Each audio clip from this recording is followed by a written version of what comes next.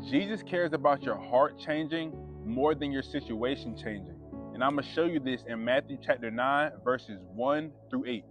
This is where Jesus heals a paralyzed man.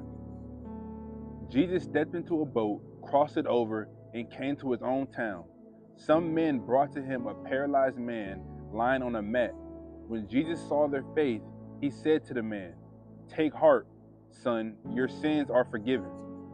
At this point, some of the teachers of the law said to themselves, "This fellow is blaspheming."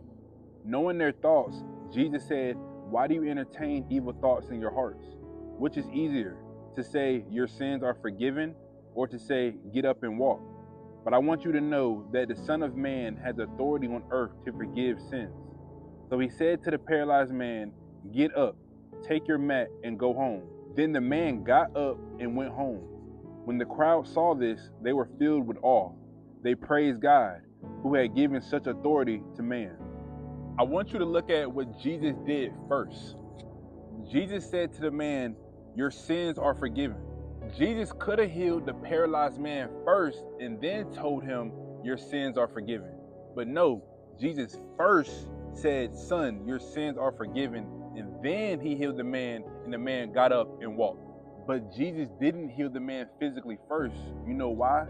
Because Jesus cares more about freeing your soul and making sure you go to heaven and not hell after this life.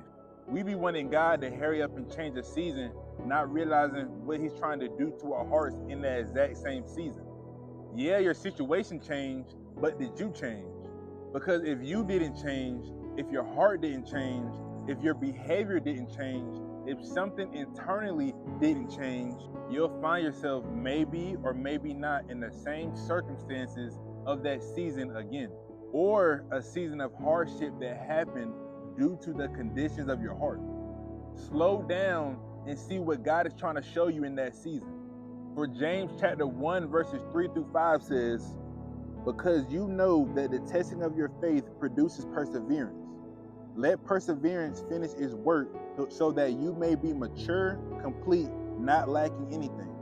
If any of you lacks wisdom, you should ask God, who gives generously to all without finding fault, and it will be given to you." Your situation can change, but if you're that same person that got themselves in that situation, what good is it your situation changing? Ask for wisdom and guidance.